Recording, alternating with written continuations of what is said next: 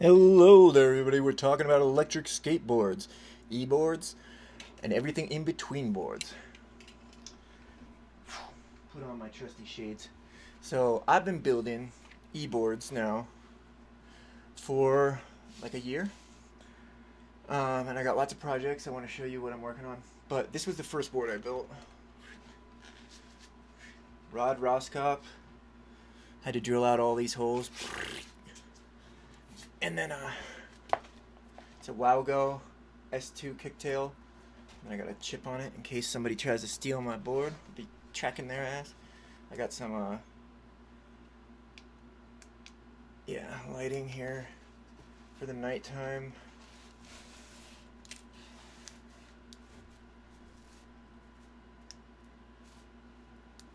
And we got just a plain headlight there.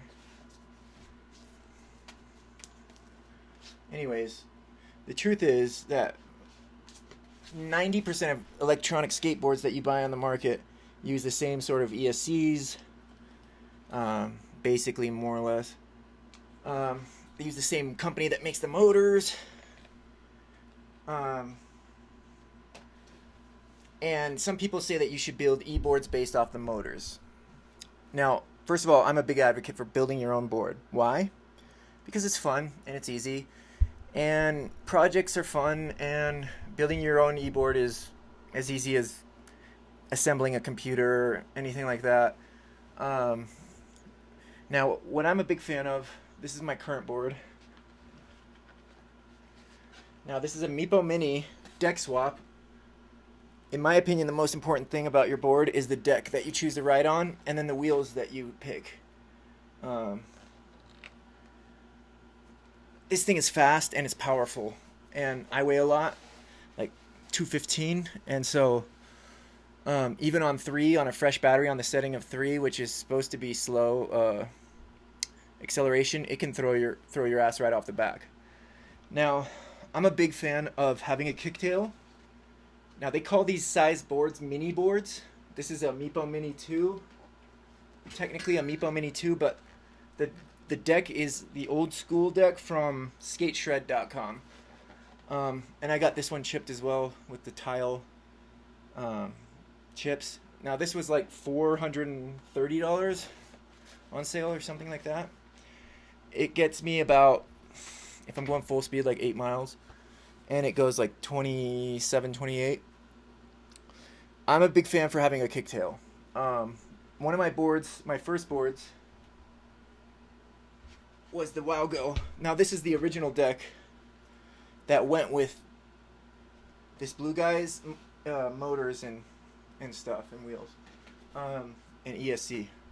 So this is a bamboo 7-ply or 11-ply kicktail board. Right now, what I'm doing is I'm moving a Teamgee onto this deck. So I got this Teamgee H5. This is the part of it that's fried. I'm working on. I think it has bad capacitors. So I'll swap these out. I can get it to go on, but it won't stay on. So I checked the battery with it.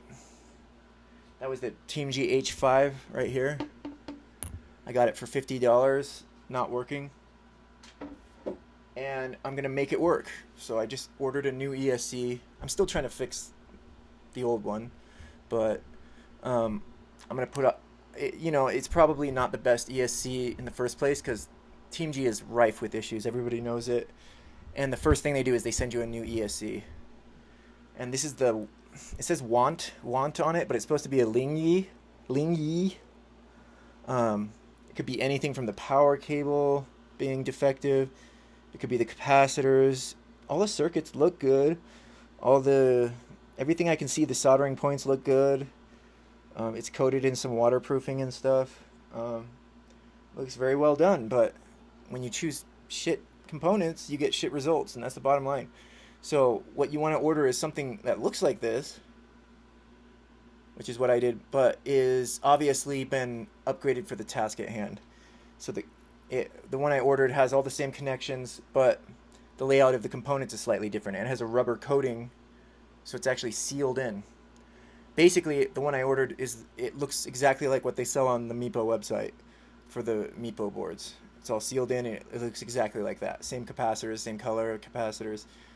Basically, it's just a dual drive, 36 volt, you know, OEM type Chinese ESC, but it's not even an ESC technically. It's like an EMP, and it's obviously been upgraded for the task at hand, and that ran me like all in all with an upgraded transmitter that looks exactly kind of like this one.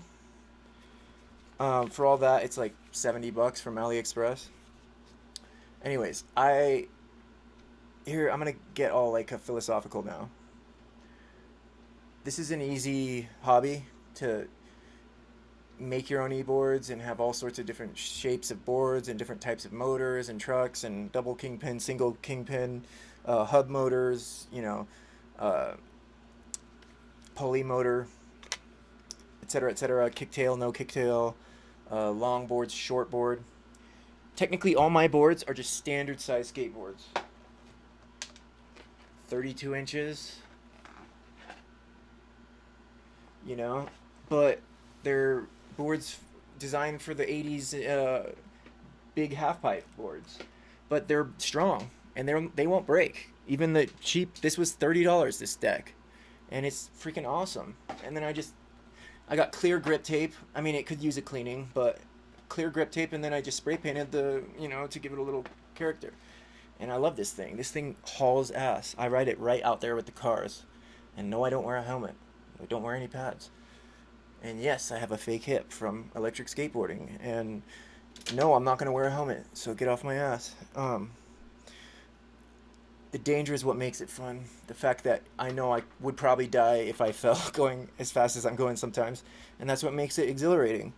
And in Biden's America, gasoline is freaking expensive. I can tell you, I can barely afford to put gas in my car right now. So I ride my e-board everywhere, and I can go anywhere with it. And I'm building a battery right now out of old laptop batteries and old drill batteries.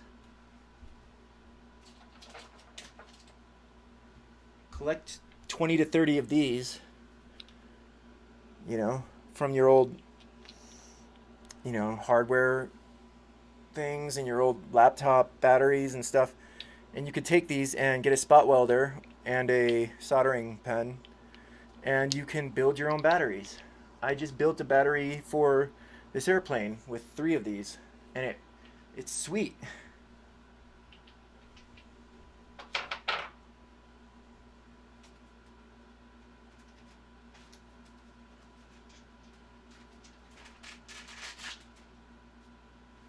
I built this battery right here. And I just wrapped it in electrical tape, and then I stick it in here. It's got the Velcro. Close this hatch.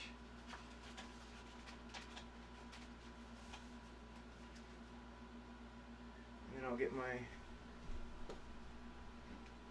I'm gonna build a battery for this next.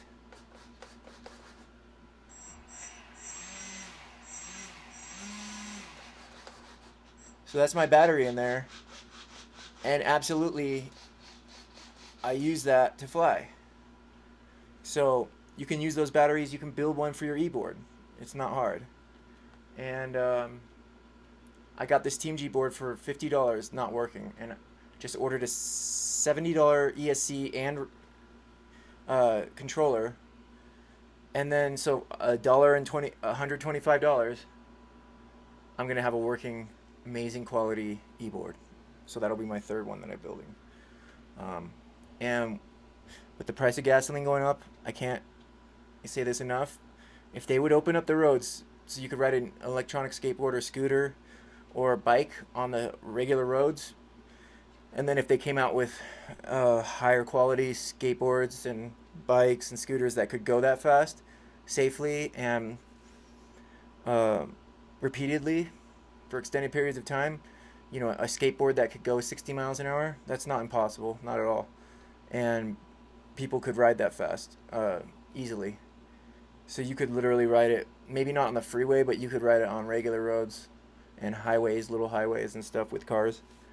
And I think they're going to need to do that. If they're serious about saving the environment, then they need to open up the regular streets for e-bicycles, e-scooters, and e-skateboards, as long as you can keep up with the cars and you're not impeding them. You should wear reflective gear if you can. At night you always have to have lights, but I do ride with cars already, and my board only goes 28 miles an hour tops. If I was lighter, I would go even faster, but it's a great hobby, sport, whatever you want to call it. It's a lifestyle. I've been skating my whole life, and this just feels so natural and so organic. The way these ride is, it's better than you could imagine. Electric skateboards work better than you could think they work, and anybody could do it. You could even be 70 years old and you could start riding one. Take it slow. And yes, part of it's genetic, and it's partly just whether you have it in you to ride a skateboard, whether your balance is good. But you could be 75 and you could start riding tomorrow, and you will save hundreds of dollars of gas. I get all my groceries on my board. I can go down sidewalks at 18 miles an hour with the cracks and everything, and I just use my tail to get around it. I should upload some videos of me riding. Anyways, e-skateboards, it's a way of life, baby. Get to it.